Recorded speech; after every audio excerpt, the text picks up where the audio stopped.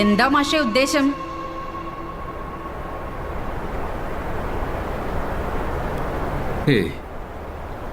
ഒന്നുമില്ല. ആ ഒന്നുമില്ലായ്മയിൽ എന്തോന്നുണ്ടല്ലോ മാഷേ. ഓരോ മോരണങ്ങൾ കയറി വന്നോളൂ. എന്തോ ഒരു പന്തുകേടുണ്ടല്ലോ. ഇവിടെ മാത്രം നല്ലതല്ല. വേഗം സ്ഥലം കലിയാക്ക് മാഷേ. അത് പറയാൻ നിങ്ങളാരെ? ജീവനിൽ കൊതിയുണ്ടെങ്കിൽ സ്ഥലം കാലിയാക്കു മാഷേ. ജീവനിൽ കൊതിയില്ല. നിങ്ങളോട് തർക്കിച്ച് നിൽക്കാൻ എനിക്ക് സമയമില്ല. സത്യത്തിൽ എന്താ ഉദ്ദേശം?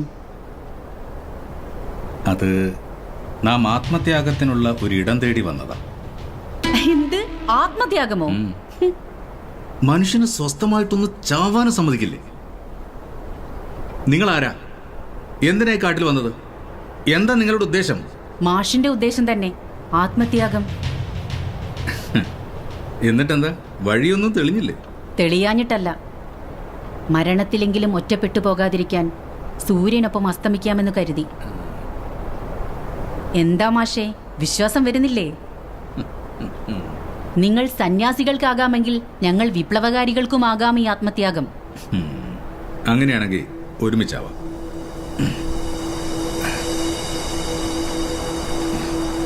അസ്തമയത്തിന് ഇനിയും സമയമുണ്ടല്ലോ.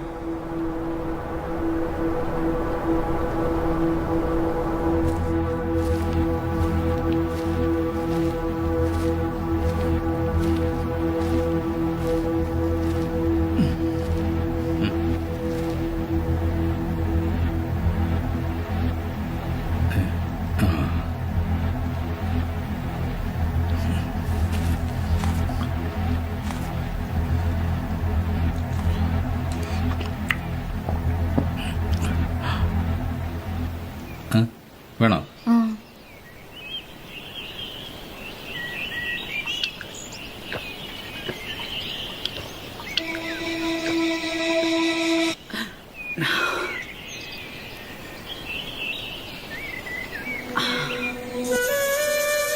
അല്ല, നിങ്ങൾക്ക് ഈ സ്ഥലം എങ്ങനെ അറിയാം? കാടും മേടും താണ്ടിയുള്ള യാത്രക്കിടയിൽ ഒരിക്കൽ ഞാനിവിടെ എത്തിയിട്ടുണ്ടായിരുന്നു. എന്താണെന്നറിയില്ല, ഈ സ്ഥലം എന്നെ വല്ലാതെ ആകർഷിച്ചിരുന്നു.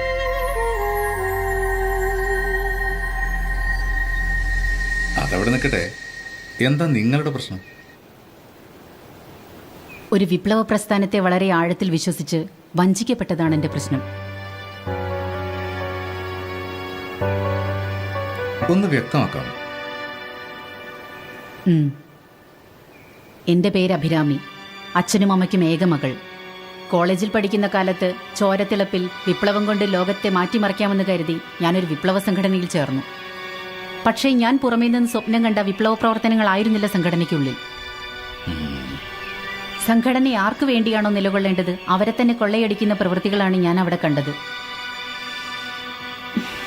എല്ലാം മനസ്സിലാക്കി വന്നപ്പോഴേക്കും എനിക്കെന്റെ കുടുംബം നഷ്ടമായി, കൂടെ ജീവിതവും. പുറത്തിറങ്ങിയ പോലീസിന്റെ കൈകൊണ്ട്, അല്ലെങ്കിൽ വിശ്വസിച്ച പ്രസ്ഥാനത്തിന്റെ കൈകൊണ്ട്. എന്തായാലും മരണം ഉറപ്പാ. അതിന് ഞാൻ തയ്യാറല്ല. സ്വയം തീരുന്നതാണ് നല്ലതെന്ന് എനിക്ക് തോന്നി.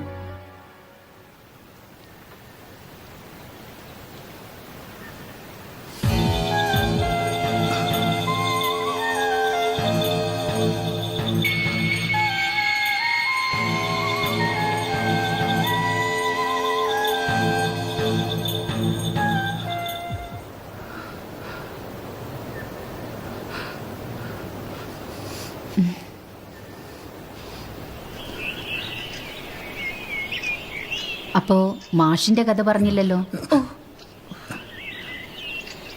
പ്രത്യേകിച്ചൊന്നും പറയണമെന്നില്ല.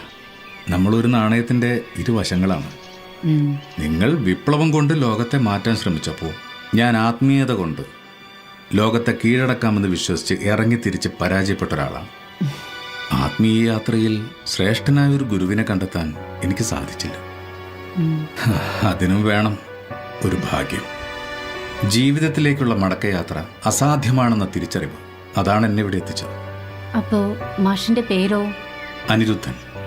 മാഷിന്റെ അച്ഛനും അമ്മയും? അനാഥനാണ്. ഒരാശ്രമത്തിലാണ് വളർന്നത്. ഓ,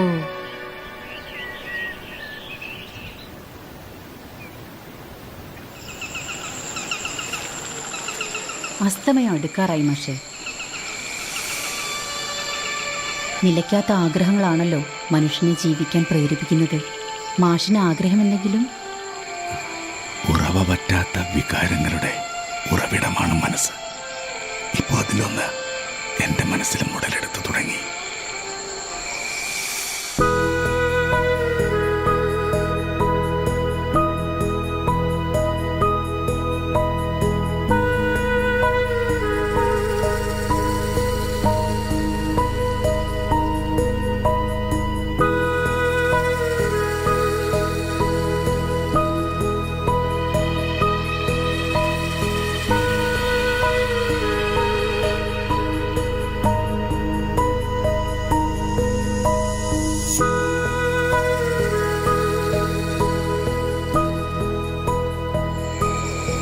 അഭിരാമി, എന്താ താനീ ലോകത്തൊന്നുമല്ലേ?